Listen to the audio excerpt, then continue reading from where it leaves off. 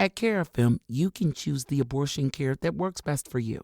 With in-person visits in Atlanta, Chicago, and the D.C. area, or medically supported abortion pills by mail in 20 states. Some people feel more comfortable meeting with a provider in person and leaving either no longer pregnant or with pills in hand. Others prefer getting abortion pills by mail. Just fill out a short online form and, if eligible, your medication arrives in a few days in a plain package. When you choose abortion pills, Cara, our text-based abortion companion, is with you every step of the way, offering 24/7 support and answers whenever you need them. However you get care, CareFM will support you every step of the way. Learn more at carefm.org. Hello, I'm Diane Morgan. If you know who I am, you know who I am. If you don't, who cares? I'm here to explain Italian Time, a holiday phenomenon where Italians throw away their clocks and gather for eternity with San Pellegrino. I've been at this party so long that I've eaten 5 courses, hugged someone's grandma twice and been offered a job in the family restaurant. So this holiday season, make sure to bring enough San Pellegrino to last you through the meal, the after meal and the entire goodbye ritual.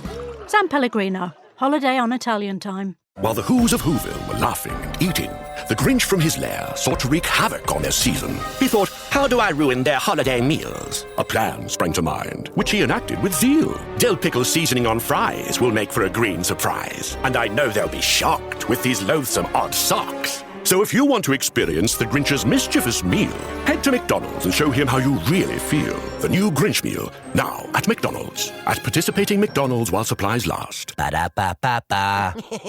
Harry has stuck to the model of the Duke of York's right over the centuries, where they do cause trouble. They don't fit in because they hit a point in their lives where they think, well, hang about, I have absolutely no function at all.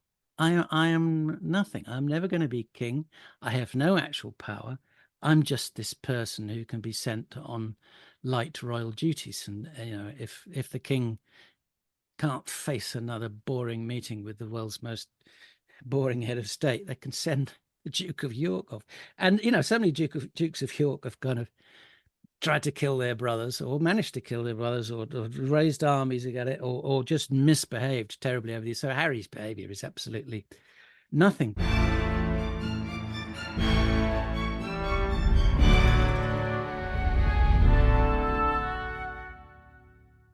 Hello, today's guest is comedy legend Charlie Higson. He's an actor, author of the Young Bond novels, and in this episode we're talking Charlie's successful podcast Willy Willy Harry Stee, which covers all the Monarchs over several series. So without further ado, I'll hand you over to me and Charlie chatting the monarchy.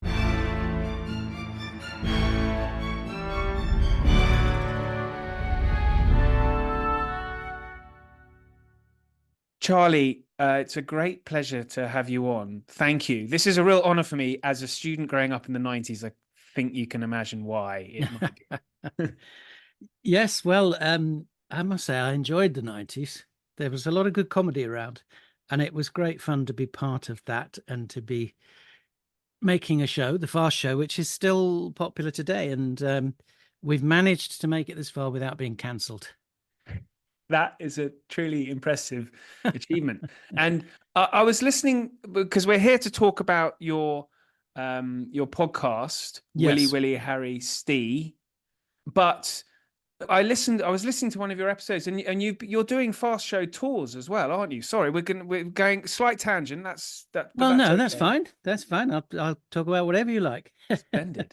Yeah, I mean, it's a weird thing, and perhaps not what people expected of me was to make a history podcast. And maybe it was foolish. Maybe I should have started comedy and just done a Fast Show podcast and got millions of listeners. The rest is the Fast Show. But I love history, and I'm fascinated by it, and I've really got into it in a big way in the last few years, mainly through doing events at the Chalk History Festival. And I started the podcast. I launched it for King Charles's coronation in 2023. It's just a history of the monarchy. And yes, halfway through, back in April 24, I went on tour. We did a Fast Show tour, 30th anniversary this year, 24. And that was huge fun. And we are hoping to do some more next year. Right. Hoping. Excellent. But yeah, I mean, it was really good fun going back to, because I haven't really made any comedy for a long while. And so going back to it and realizing how much people loved it was heartening and very encouraging. We the tour was greatest hits. We were talking about the show and reliving some of our favorite moments, and the audience was there. They were all there because they liked the show. So it was a great sort of shared feeling and a shared love of having a good laugh. So yeah, it was a lovely thing to do. Yeah, I was watching a few clips on YouTube and reminding how how great they are in such a short little clips. But the podcast, you actually, having listened to a number of episodes, you are putting quite a lot of work into this. It's not like me. I get to sort of interview people and they've written books and done all the effort, and I can just. I know. Well, I mean, occasionally I've managed to do an episode where someone has published a story, and I think, oh well, that's great. That ties in exactly what I'm doing. I'll just talk to them, and yes, I don't have to do any work at all, and it's brilliant. But for the rest of them, I foolishly thought, well, that won't be too much work. I know a bit about the monarchy. They don't have to be that long. I'll skate over the surface. And then, because the format of the show is I talk for the first half of the show, and then I get an expert historian on the second half, and I talk to them.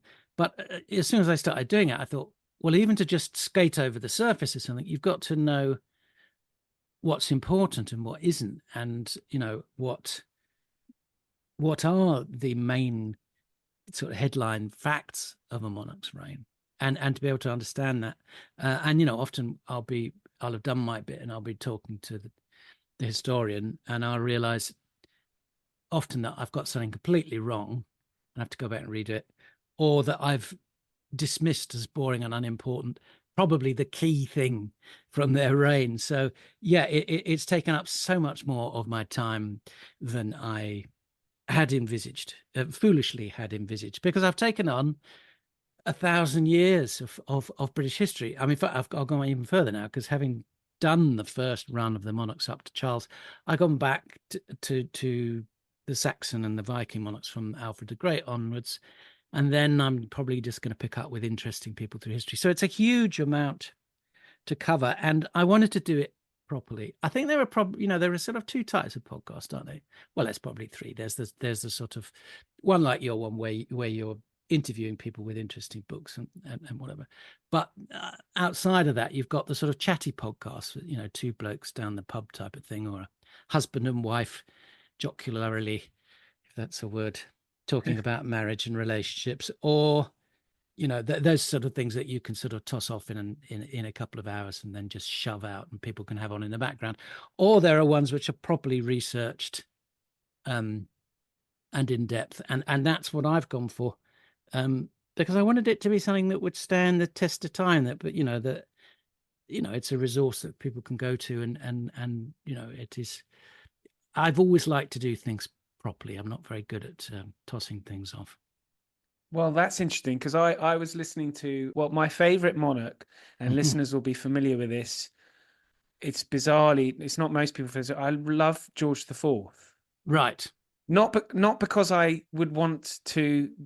I think if I met him, I wouldn't like him, but nobody much seemed to at the time. No. But I just find him so outrageous that. He was. I mean, he was. I had, because as well as historians, I occasionally get other people on who are, they're not known as historians, but So I've had Ian Hislop on, who's a big fan of George III. He loves George III, and his most hated monarch was George IV. And you can see why. He embodies everything that Ian Hislop doesn't like.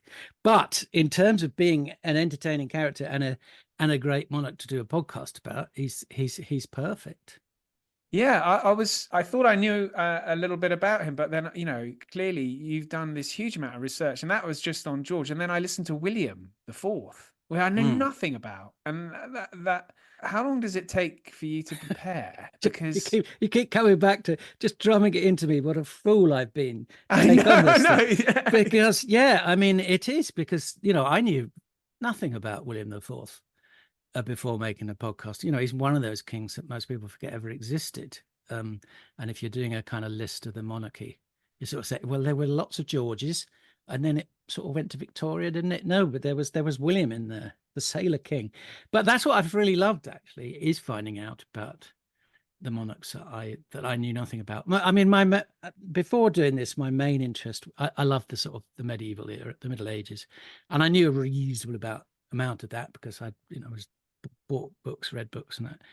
And I'd always been dreading getting on to, from Queen Anne onwards. I thought, oh God, we've got to make sense of all this stuff. And also, you do hit a period in history where really the prime ministers are the ones, and the governments are the ones that are really affecting people's lives on an everyday basis and running things.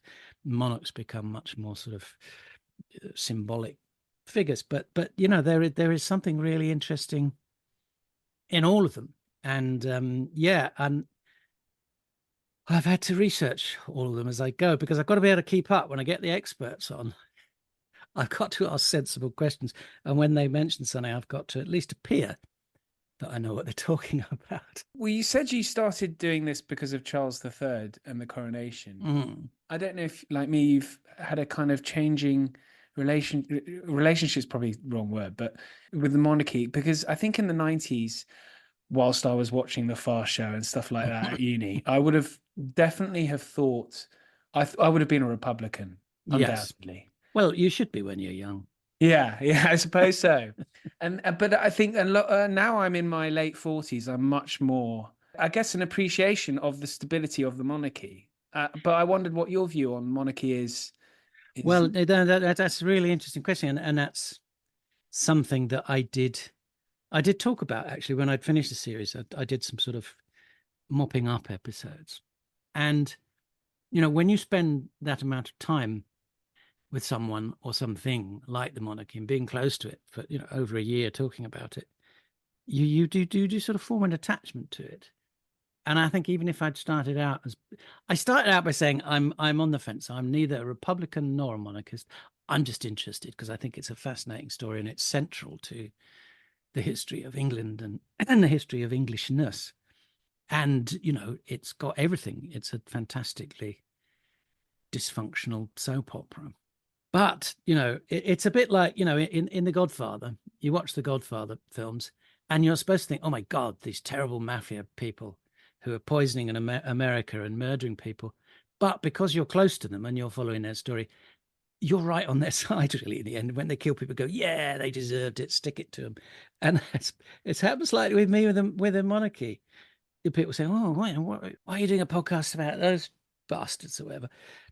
And at which point I sort of immediately leaped to their defense. And, one thing certainly that I thought, and as I say, I started last spring of 23 when the Conservatives were still in power and floundering about with a new leader every few weeks.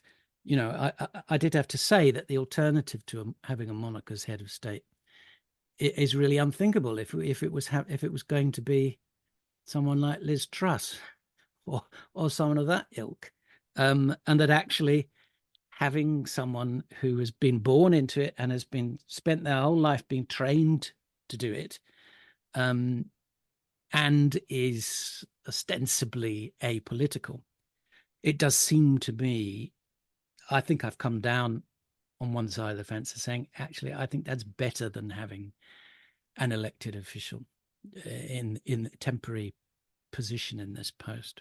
But I could easily be swayed the other way. I find the most persuasive argument against the monarchy is actually to release the family itself from the constraints. I mean, obviously they've got all the castles and the palaces, but they're, as we've seen with Harry, some of them don't particularly thrive under that kind of pressure. And Harry has stuck to the model of the Duke of York's right over the centuries, where they do cause trouble. They don't fit in because they hit a point in their lives where they think, well, hang about, I have absolutely no function at all. I am nothing. I'm never going to be king. I have no actual power. I'm just this person who can be sent on light royal duties. And, if the king can't face another boring meeting with the world's most boring head of state, they can send the Duke of York off. And, so many Dukes of York have kind of tried to kill their brothers, or managed to kill their brothers, or raised armies against it, or just misbehaved terribly over these. So Harry's behavior is absolutely nothing. But yes, I could think of nothing worse than being a member of the royal family and being, well, actually, I could think of a lot of things worse, but it's a pretty dull experience, really, being king, and the amount of royal duties you have to do. And why not have them do it? And, we get some nice pictures on the postcards, and tourists can come over and take photographs and things. And it does fulfill a function, but it's there's a great story there of being born into that and how you deal with that. And I think it's one of the reasons why Queen Elizabeth was so loved. One of the things I did on the podcast is I do events every year at the Chalk History Festival, and I did one on who is the greatest monarch of all time. Inevitably, the female monarchs all came out on top, and the ultimate winner was Queen Elizabeth II, because, well, mainly because she's probably the least controversial. She managed not to do anything wrong the whole time, but she seemed to fully grasp what it was to be a monarch, and what you had to do and what you had not to do. And that idea of duty to the role, duty to the state, duty to the country, or whatever all that means, she understood it and she got it, and she didn't fight against it. And that's sort of what people want. It's this weird contract between the people and the monarch, is that the monarch works for you, and if they don't, if it looks like they're not doing what you want them to do, it causes problems. The most extreme was when they cut King Charles I's head off, but many others have come close. When Elizabeth II died, yeah, it's interesting you say that, because her having worked for us, but if you see watching those, the queue winding all the way along the Thames, and I guess that did show how much she was loved in a country that doesn't really express its love very often. And there was a certain amount of self-love in there as well. It was a sort of love of Englishness and English tradition, and feeling that some part of that had died, but it was this tradition going right back. It was very symbolic that her body was laid to rest in Westminster Abbey, which that was built by William II. In the 11th century. It's been there ever since, and it's an incredible building. And to think that it's been there ever since, and has had a royal connection ever since, right next to Westminster Abbey, where of course all the monarchs pretty much have been crowned. It's occasions like that that reminds you what this is and what it all means. And I think probably most of those people queuing there would not really have been able to properly articulate what it was, why they were there, what they were mourning. But it was still, whatever it was deeply felt by all of them. Yeah, I found when I probably lingering on this a little bit too long, but it's the key. It is the core of any discussion on the monarchy, really. Well, yes, I found it hugely powerful when Elizabeth was laid in state by the Grenadier Guards. Yeah, before the funeral, when she laid in state for a day or so. That service when she was placed in there, I found that hugely emotional, and I didn't expect to. More than the funeral, actually. I found it's just extraordinary.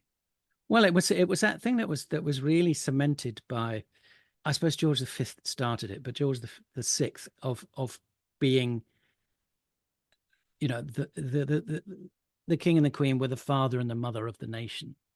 Queen Elizabeth dying was our mother, or probably more people probably thinking in terms of grandmother, but it's it is a weird relationship. Hello, Ollie here. Please forgive my interruption, but I wanted to let you know that at Aspects of History, we produce a digital magazine featuring articles, interviews, short stories and book reviews of the best historical writing available. Authors featured including Ben McIntyre, Lucy Worsley, Andrew Roberts, and plenty more. An annual subscription is available for only $9.99. That's pounds or dollars. Yep, you heard that right. That's 6 issues for under £10 or dollars. Head over to aspectsofhistory.com to subscribe, where you can also gift subscriptions since Christmas is coming. Now back to the show. Yeah. So George V, I was when you've done a quiz, and I'll obviously all listeners will have all these links in the show notes for this. But the method of dispatch for George V was that called what's the street terminology for the injection of cocaine and heroin? Is it sort of a something ball, a black ball? It's a something ball, isn't it? Yeah. God, yes, I should know this. Yeah, and you need to make sure you get the amounts right. My drug terminology. Or it's not a speedball, is it? Or it's not a highball. That's a cocktail. But yes, it was. He was. His departure was hastened by his doctor. And it's quite an interesting one because it was to make sure he got in the right. You have the morning papers and the evening papers, and the morning papers are the. Let me get this right. I think the morning papers are the sort of respectable papers, and the evening papers are the more rackety, gossipy papers. And he wanted to make sure the death was timed right, that it would be announced first of all in the morning papers. And that, again, it's this weird thing of manipulating the monarch and the monarchy, because it wasn't about him as a person or his life. It was about the stability of the monarchy and making sure these things happen at the right time. So, yeah, his doctor bumped him off, really. Yeah, I think it is a speedball. I've just Googled. Oh, right. It is. Yes, which yes, I don't know why I was thinking that in the death of Elizabeth II, which is like the opposite, but who knows? I wanted to ask you so I think since you've been doing your podcast, I think about 6 months ago, maybe in a bit, the Channel 4 did a documentary on the Princes in the Tower. Yes. Oh, yes. Are you interested in this? And I am, because that's it's a fascinating thing, because we're talking about things that happened hundreds of years ago, and yet there are certain moments in history that people are still incredibly passionate about and will argue about and will take sides over. I mean, recently I posted something about Oliver Cromwell on Twitter, something to do with the podcast, and immediately there were lots of Irish people or pro-Irish people saying, he was an absolute monster. What he did in Ireland was, you can never forgive him for that. And it still is something that's quite raw today. And the Princes in the Tower is another one. We are still fighting the Wars of the Roses. The supporters of the Yorkist side and the supporters of the Lancastrian, ultimately the Tudor side, he's quite extreme and quite bitter. And I was lucky. They're fanatics. You don't want them on your case, Charlie. Well, the thing is, I've had Matt Lewis, who is the president, I think, of the Richard III Society, or chairman or whatever. And so I had him on. And then I also had Nathan Amin on, who has just published a book. He's Welsh, and he's just published a book on Henry VII. So he's a very strong supporter of the Tudors. And Matt Lewis is a passionate supporter of Richard III. And obviously, over the episodes about Richard III and Henry VII, I had to look at all the different theories and weigh it all up. And yes, there are people online and out there in the real world at history festivals who get very angry about this and very passionate. And Matt and Nathan are actually very good friends, and they do quite a lot of events together, and they sort of have a slightly jokey relationship online where they'll sort of support their cause. But at the same time, I'm not sure how jokey it is. But it is extraordinary how people can be violently supporting one side or the other after all this time. And it's quite clear that it can never be proved one way or the other what happened to the Princes in the Tower. Richard III put them in the Tower. And most people would say they were never seen again. But the new theory, well, it's actually not a new theory. That Channel 4 documentary was, I have to say, it was pretty bloody awful. It was presenting a quite an old theory that's just been rehashed by what she called the woman who helped find Yes. Richard III's body. Is she Oh, called Philippa or something? Yes, she's very passionate. Yes, and she's sort of made And her we whole thing we trying do to have a lot prove to thank Richard. her for with the discovery of Richard III. Yes, although Rebecca it wasn't Langley, something. Philippa Langley. Wait. Yeah, Philippa Langley. Right. Anyway, I'll say both, and then you can edit it. Or Philippa Langley. Yeah, it's Philippa Langley. And Philippa Langley presenting it, it was like, I found all this new evidence, which it wasn't. It's stuff that's been mulled over for a long time.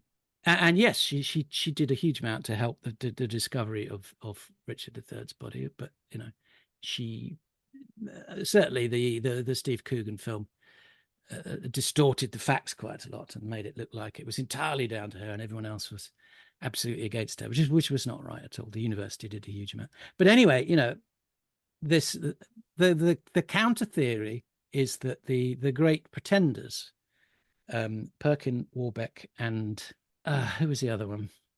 Something Simnel? Yeah, Perkin, Warbeck, and Lambert Simnel. Who both claimed to be, I think they both claimed to be one of the princes in the tower. And the counter theory is that actually one of them was. He genuinely was one of the princes in the tower. But I mean, I've looked into it all. And that theory, to make that theory work, you've got to jump through so many hoops and say, well, if this happened and that happened and this happened and then that happened, then this could have happened. And, in any complicated theory like that, and any conspiracy theory and anything you look into, you've always got to look at what is the simplest, most straightforward, most obvious explanation for this.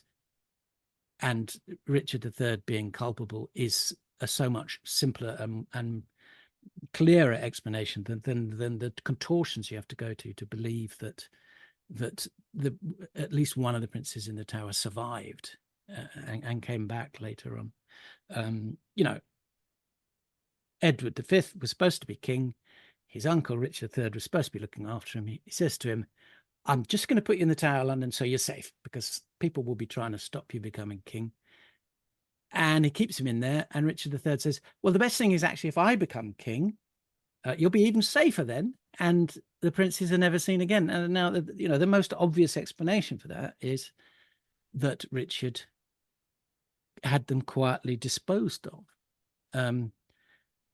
Now, you can still say on the back of that, he wasn't the terrible evil man he was depicted by the Tudors and all their propagandists after Henry VIII had taken control. You can say, well,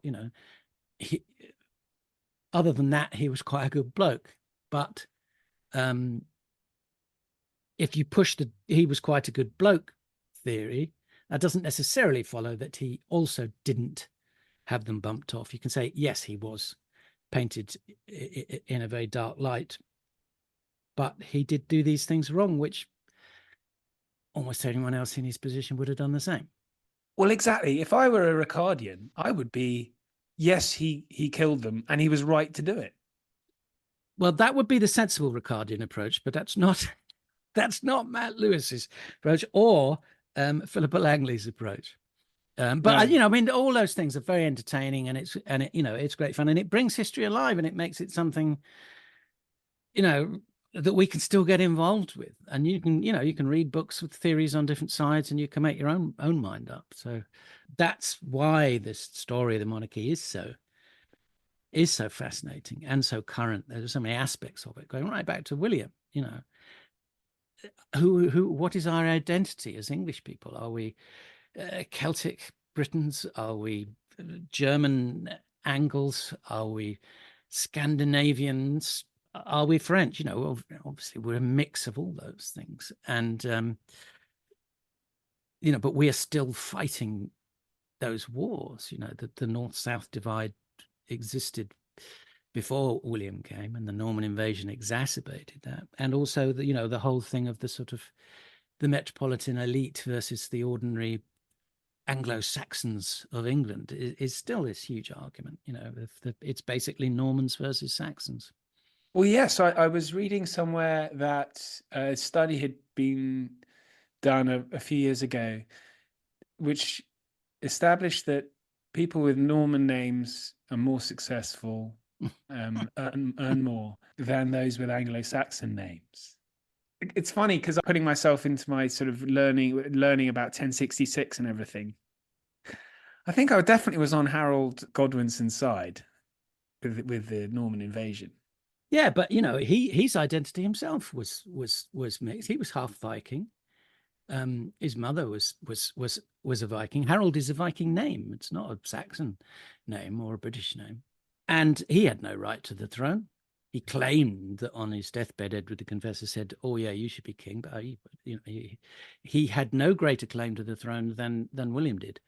But there is no doubt that the Norman invasion did cause massive ructions in a country. I mean, particularly the harrying of the north, where he sort of took a scorched earth, genocidal approach to dealing with the problems in the north. So, but if it hadn't been William, it probably would have been someone else, because Edward the Confessor made the mistake of dying without a male heir. And even if Harold had defeated Norman and hung on to the throne, somebody else probably would have come along and deposed him. So I mean, who knows what would have happened? But yeah, the Norman legacy is a fascinating thing. I mean, one of my favorite books is James Hawes' Shortest History of England, which is a fantastic. I found that book a little bit worrying, actually. At Carafem, you can choose the abortion care that works best for you. With in-person visits in Atlanta, Chicago, and the D.C. area, or medically supported abortion pills by mail in 20 states. Some people feel more comfortable meeting with a provider in person and leaving either no longer pregnant or with pills in hand. Others prefer getting abortion pills by mail. Just fill out a short online form, and if eligible, your medication arrives in a few days in a plain package. When you choose abortion pills, Cara, our text-based abortion companion, is with you every step of the way, offering 24/7 support and answers whenever you need them. However you get care, Carafem will support you every step of the way. Learn more at carafem.org. Well, it is, because it is saying that everything that goes on today, in politics, and everything the book came out before the rekindling of Farage and reform and all that. But everything he was saying about the North-South divide and about the Norman-Saxon divide was acted out over the last couple of years. And what I love about the book is he comes in with a strong theory, and he sticks to that, and it's a book about ideas and the idea of what it means to be English. And I've had him as a guest a few times, and it's something he talks about in the book, and something he talked about in the podcast is the language. The language we use, of the fact that we have two words for almost everything: the sort of the poncy French version and the down to earth Germanic Saxon version, and that sort of academic speak that people find so annoying and is entirely made of French words. And he said one of the main reasons that Boris Johnson was so popular is he very carefully chose Anglo-Saxon words. He didn't go down the sort of Keir Starmer North London lawyer route of using French language. He used basic, down-to-earth Saxon words, and it's a very convincing argument of what English people subliminally react to. Yeah, it's so interesting. I was talking to Dan Jones recently. He's just written a book on Henry V, which is excellent. Who, of course, he introduced English as the sort of the language of the court, and you get these monarchs occasionally just really did have this sort of massive influence on us all. I say it's a lot less so now, I suppose. But is there a particular? We were speculating. Dan Jones was speculating on his sort of favorite monarch, and he settled on Edward VII, who would. Right. Okay, which I didn't. I think I banned him from picking a medieval one. And yes, so a chap sort of, I think he said sort of smoking cigars with having relations with someone else's wife, that kind of thing. Outrageous behavior, similar to George IV.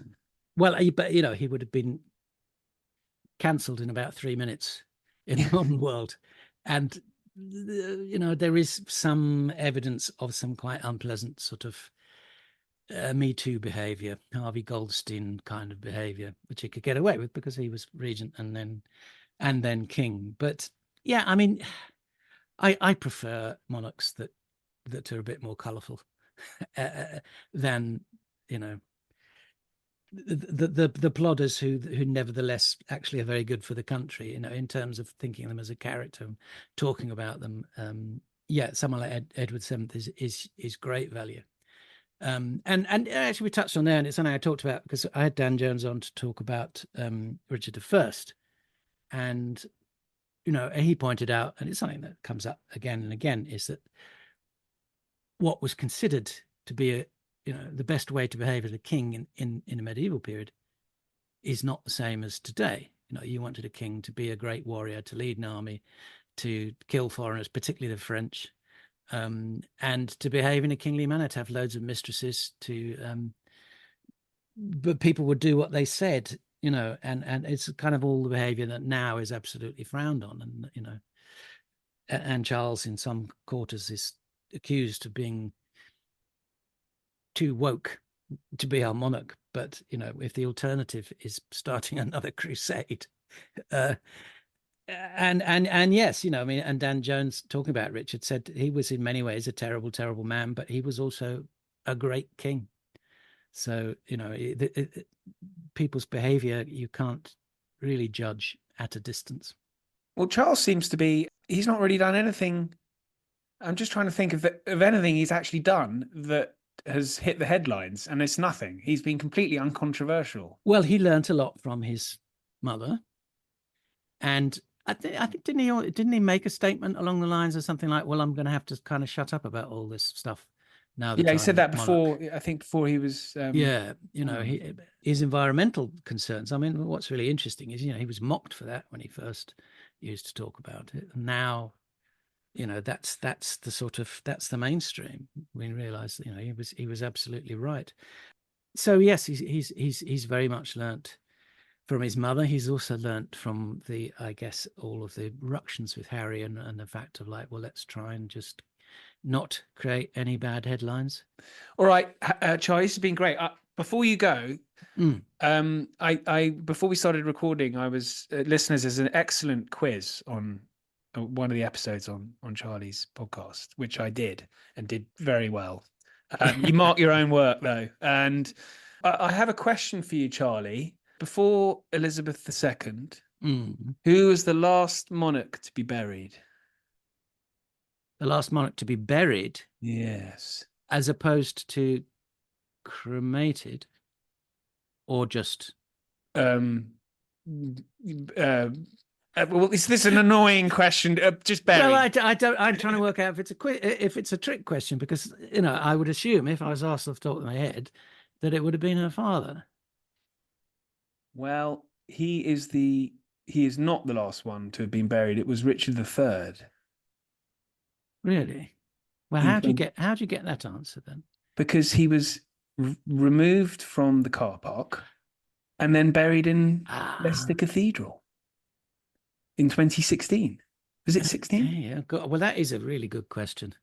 And then before that, it's Edward VIII. And then before that, it's George the Sixth. Yes, of course, Edward. So that's one for your next quiz. If there's, write it down. But listeners, you can get to Charlie's podcast from a link that you'll see in the show notes.